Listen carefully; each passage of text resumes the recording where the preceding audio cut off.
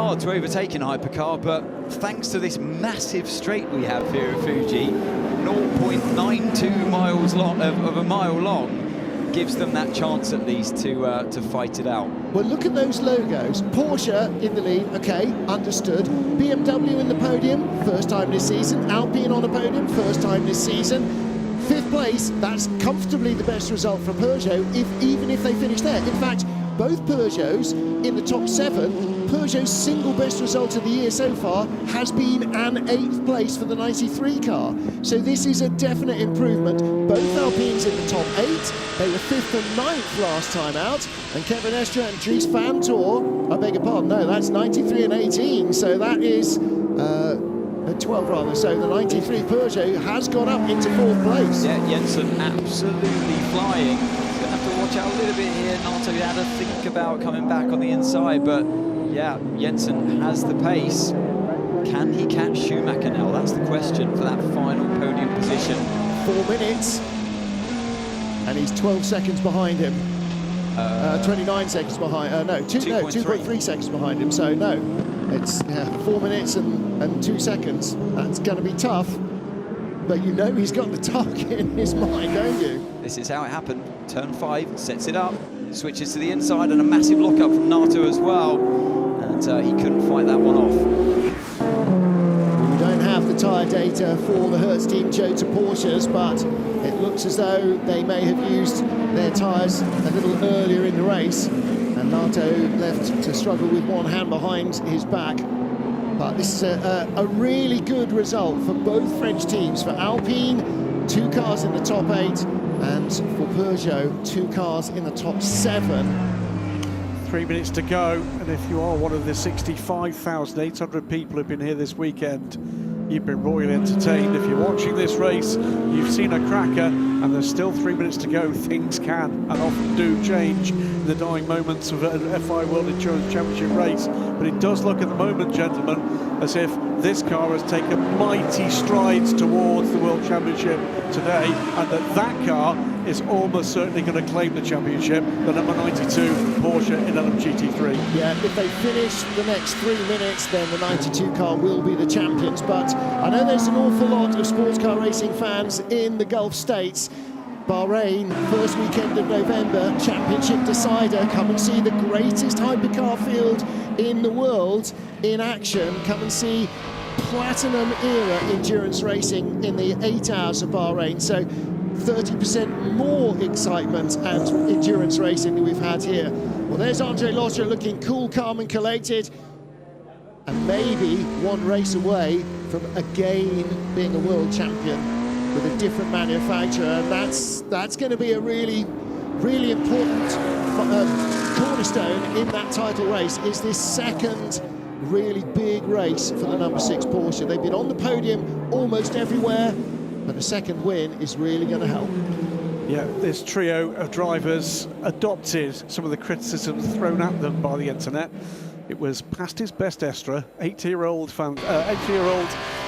Lotterer, and second best Van Toor was thrown at them before the season. It hasn't been like that in any way whatsoever. What does that tell you about the internet? Yeah, it does tell you everything you need to know quite often about the internet, but cracking stuff from them. And for me, Andre Lotterer did the heavy lifting today. Yeah, he put in 2 epic stints. In fact, the middle of the race, we saw so many drivers really starring here. And what about the BMW? Dries Van Toor, well, I think the jury might be out on which is the second best Van Toor. At the moment, it is his brother who's part of the leading car crew. But for the BMW team, no such disappointment as they had 2 weeks ago in Qatar, where they faded in the heat.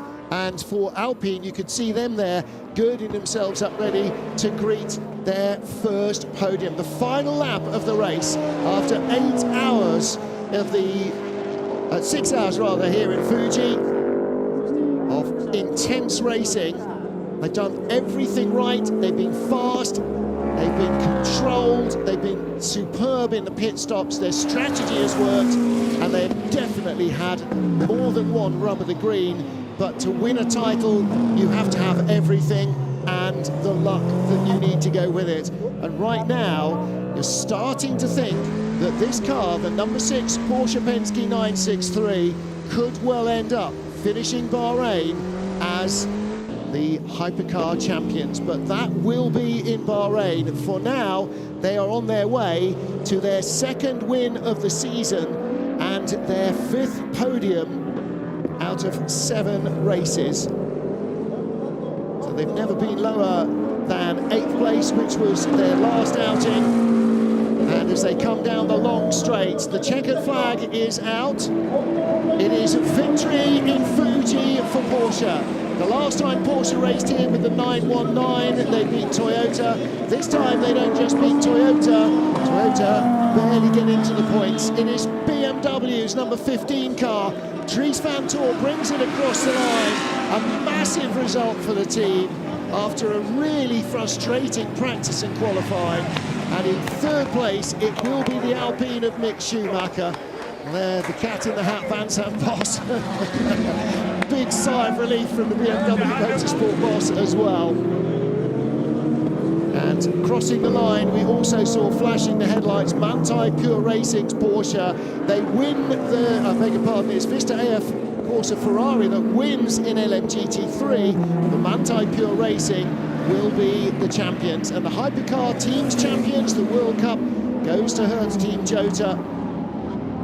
So their cars coming across the line in 5th and 6th, and again, they look lost in qualifying, but boy, have they turned that round in the race.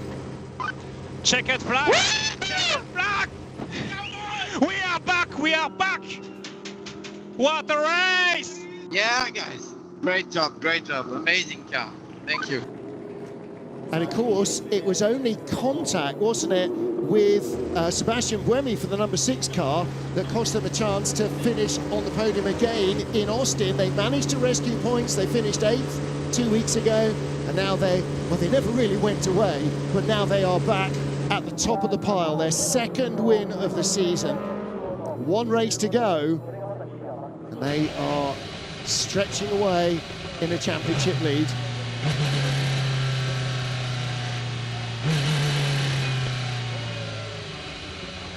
In the BMW, Dries Van Tor with his teammates, Raffaele Marcello, who had a really tough job in the middle, and Marco Wittmann, who was so strong at the start.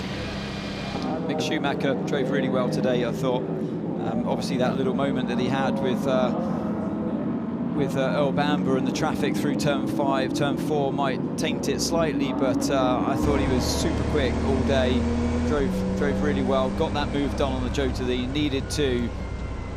And the car that wins AF Corsa, sorry Martin, number 54. That car crew today, absolutely on fire. Davide Rigon dragging them from 3rd into the winner's circle in the final stint of the race. And again, a Ferrari that's been all but nowhere all season long. Neither Ferrari have been on the podium, and yet they turn that around into a victory. Podium for Valentino Rossi, as well as part of that 46 crew, and he did a lot of the heavy lifting in that effort.